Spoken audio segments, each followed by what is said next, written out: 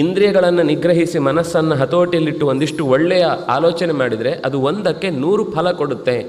ಋಷಿಗಳಿಗೆ ಎಷ್ಟು ಕಾತರ ಅಂದರೆ, ಈ ಎಲ್ಲೋ ದಕ್ಷಿಣ ಭಾರತದಲ್ಲಿ ಒಂದು ಗ್ರಹಣ ಇದೆ ಅಂತ ಇಟ್ಕೊಳ್ಳಿ, ಅದೇ ಗ್ರಹಣ ಇಡೀ ದೇಶದಲ್ಲಿದೆ. ಆದರೆ ಇಲ್ಲಿಯ ಗ್ರಹಣ ಸುಮಾರು ಒಂದು 25-30 ನಿಮಿಷ ಮಾತ್ರ ಇದೆ.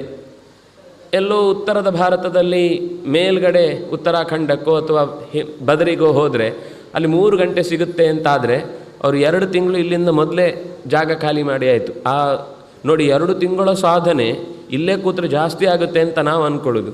ಆದರೆ ಋಷಿಗಳು ಅಂದ್ಕೊಳ್ಳೋದು ಆ 2 ತಿಂಗಳು ವ್ಯರ್ಥ ಅಲ್ಲ, ಯಾಕೆಂದರೆ ಆ 3 ಗಂಟೆಗೋಸ್ಕರ ಈ 2 ತಿಂಗಳು ಏನೂ ಅಲ್ಲ ಅಂತ ಎಲ್ಲ ಬಿಟ್ಟು ನಡ್ಕೊಂಡು ಸೀದಾ ಅಲ್ಲಿ ತನಕ ಹೋಗಿ ಆ ದಿನವನ್ನು ಕಾಯ್ದು ಅದಕ್ಕೋಸ್ಕರ 4 ದಿವಸ ಮೊದಲೇ ಇದ್ದು ಅಲ್ಲಿ ದೇಹವನ್ನು ಅದಕ್ಕೋಸ್ಕರ ಹುರಿಗೊಳಿಸಿ ಆ ದಿನ ಅವರು ಆ 3 ಗಂಟೆ ಕೂತ್ರೆ 3 ವರ್ಷದಲ್ಲಿ ಏನೆಲ್ಲ ಮಾಡ್ಬೋದಿತ್ತು ಅದನ್ನು ಅವ್ರಲ್ಲಿ ಮಾಡಲಿಕ್ಕಾಗುತ್ತೆ ಅಂತ. ಅಂದರೆ ಅಲ್ಲಿ ಅಂತ ನಾನು ಸುಮ್ಮನೆ ಹೇಳಿದ್ದು. ಅಲ್ಲಿದ್ದವರು ಅಕಸ್ಮಾತ್ ಇಲ್ಲಿ ನಡೆಯುತ್ತೆ ಅಂದರೆ ಇಲ್ಲಿಗೆ ಬರ್ತಾರೆ.